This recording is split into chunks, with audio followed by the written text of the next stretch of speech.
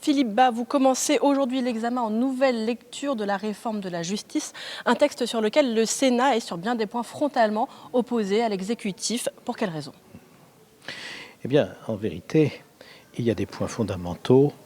L'augmentation du budget de la justice n'est pas suffisante. Elle n'est même pas au rythme qu'avait atteint M. Urvoas dans la dernière année du quinquennat précédent. Alors que Nicole Belloubet fait Et valoir la que c'est une justice est augmentation jamais vue. sinistrée. Mais c'est une augmentation, heureusement, suffisamment nette. Mais quand on fait une loi de programmation pour 5 ans et qu'elle est votée après 2 ans de quinquennat, on se dit qu'il n'y a plus que 3 ans à courir. Et donc, ça n'est pas, de notre point de vue, une bonne méthode de gouvernement. Mais surtout, nous avons constaté que les professions de magistrats, d'avocats, mais aussi les professions de personnel administratif, les greffiers, effectivement, ont tous manifesté à l'unisson une position commune pour qu'un certain nombre d'inflexions soient apportées à ce texte. Et nous avons voulu faire le porte-voix de toutes ces professions à travers le Sénat. Nous avons voulu surtout considérer qu'on ne réforme pas la justice contre les professions de justice. Et qu'il était nécessaire, à la fois pour les garanties offertes aux justiciables à travers la présence de leur avocat, ou pour la garantie de la présence d'un juge, par exemple, quand on a un conflit sur une pension alimentaire pour des enfants, il fallait entendre des points de vue qui ne sont pas des points de vue idéologiques ou radicaux ou hostiles par hypothèse, mais qui sont des points de vue qui méritent d'être écoutés. Vous savez, ces derniers mois, on a vu ce que ça donne de vouloir avancer, même avec une pédagogie, mais sans dialogue.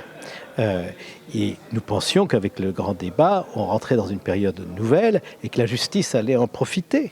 Et nous constatons que ça n'est pas le cas. La table ronde des professions de justice que nous avons réunies permettait, au fond, de tendre la main au gouvernement, de lui faire saisir quelques perches. Il ne veut pas les saisir. Il a les moyens de faire adopter son texte, mais aura-t-il les moyens de trouver les voies de l'apaisement pour le mettre en œuvre dans de bonnes conditions? Et je crois que si on avait écouté un peu le Sénat, et pas simplement les professions de justice, eh bien, on serait arrivé à un meilleur résultat. C'est ce que nous pensons profondément, et c'est le rôle que nous essayons d'avoir.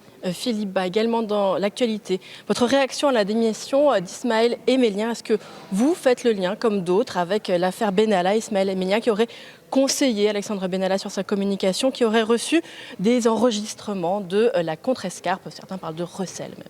Vous avez dû le constater, il faut que je vous réponde franchement, nous ne commentons pas les différents épisodes susceptibles d'être rattachés ou non à cette affaire dont on n'a que trop parlé. Nous sommes actuellement avec les rapporteurs et toute l'équipe de la Commission des lois en train d'accomplir un travail en profondeur pour élaborer nos conclusions, et nous ne dirons rien avant que ces conclusions aient été présentées à la Commission des lois. C'est trop important de ne pas s'exprimer d'une manière légère ou hâtive. Et sur la démission d'Ismaël Emelien, votre sujets. interprétation? J'ai bien compris que c'est la fin de la Macronie?